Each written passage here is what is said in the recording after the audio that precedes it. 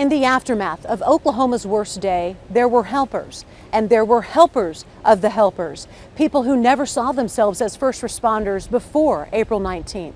KOCO's Evan Onstad introduces us to the unsung heroes. We were just starting our second day of the convention when the bomb happened. Deborah Bailey and the Oklahoma Restaurant Association found themselves in the perfect place to help at a restaurant owners convention with food and kitchen equipment 4.5 blocks away at the Myriad Convention Center. And so we immediately called together all the exhibitors from the floor and said, obviously we're not going on with the show, what do you want to do? And to a man, they all said, let's take care of everybody. And they love barbecued brisket and baked beans and corn. What happened over the next 10 days was nothing short of incredible. More than 100,000 meals served 24/7 to rescue workers, laborers, military, law enforcement. We've been able to offer about 5 different entrees, and we've been giving them a lot of good variety, and they're eating just about everything we put up. Everything looks so good. You guys done such a tremendous job. I just want to eat everything. And search and rescue teams that came in, they worked 12 hours on and 12 hours off. So they spent a lot of time in their off time at the Myriad just resting and you know, taking care of their physical needs. Massage therapists worked to restore tired bodies.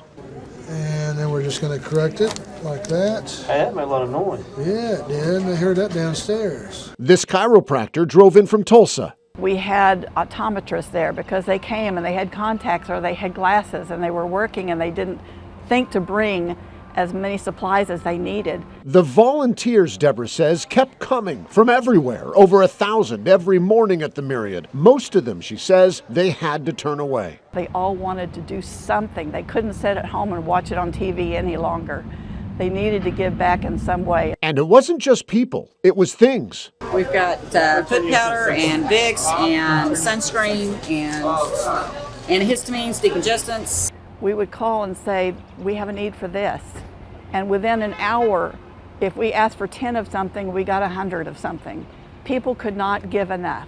If you were hungry, you had a pizza just show up right in front of you, and pizzas were donated. If you needed a Coke, it was water, gloves, shoes, pants, I mean, whatever you could possibly need. Chris Cates and his mother Peggy saw the work of these unsung heroes firsthand, but they too fit that definition. At the time, Peggy and her husband Ben were the owners of Midwest Wrecking, a local demolition company that stepped up to help. Everybody wanted to help, whatever they could do. Chris is now one of the owners, but in 1995, he was a college student who drove from Stillwater to Oklahoma City to be a part of the Bucket Brigade, moving debris and clearing a path for search crews by hand. Chris says the hardest part was seeing the family members of lost loved ones hoping for a miracle in the rubble. I just remember walking out the gates and people asking, hey, have you seen so-and-so? Have you seen so-and-so? Over many months, Midwest Wrecking moved debris, cleared the floors, gathered important documents still in the building, and then eventually cleaned it all up after it was demolished. The entire time, Peggy says, treating the area like the sacred place it had become.